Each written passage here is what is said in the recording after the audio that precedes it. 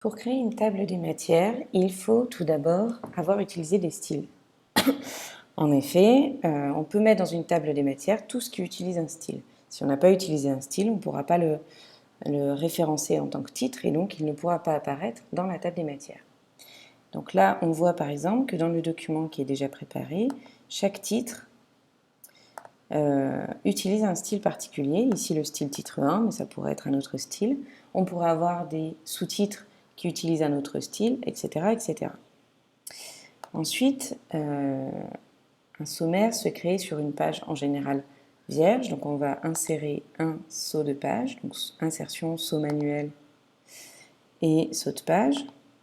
Voilà, on a notre table où on va créer notre page où on va créer notre table des matières. Il suffit alors de faire insertion, index et table, et s'ouvre la fenêtre d'insertion d'index. Donc on peut créer ici, écrire ici un titre. Alors, ici c'est table des matières, on pourrait l'appeler sommaire, on pourrait l'appeler un peu comme on le souhaite. À gauche, on a l'aperçu de ce que ça va donner au final.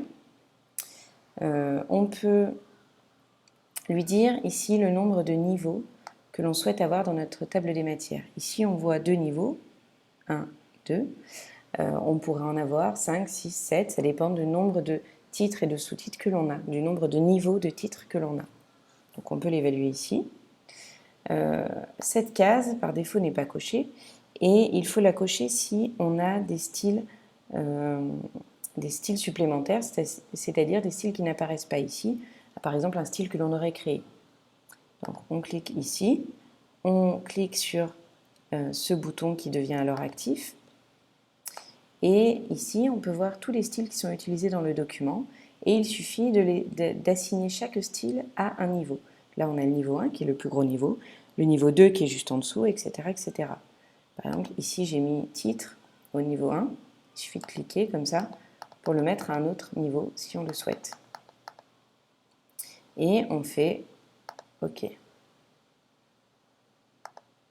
On peut également, donc si on souhaite retourner en fait dans le sommaire, qu'on voit que quelque chose ne convient pas, il suffit de faire un clic droit pour appeler le menu contextuel, de cliquer sur éditer, index et table, et ici on peut par exemple choisir de le mettre sur 2 colonnes avec une ligne séparatrice, un espacement, on peut choisir de mettre un arrière-plan de couleur, voilà.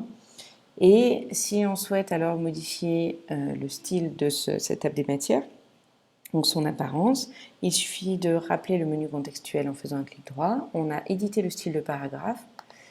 Et comme on peut voir, le style de paragraphe s'appelle table des matières niveau 1. Donc tout ce qu'on va modifier ici ne modifiera que l'apparence des sommaires, des tables des matières.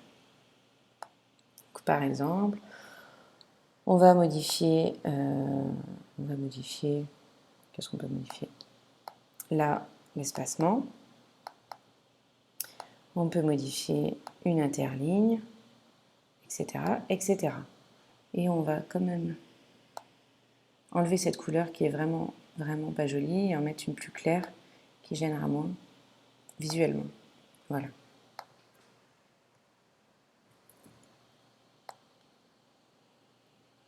Voilà pour créer une table des matières.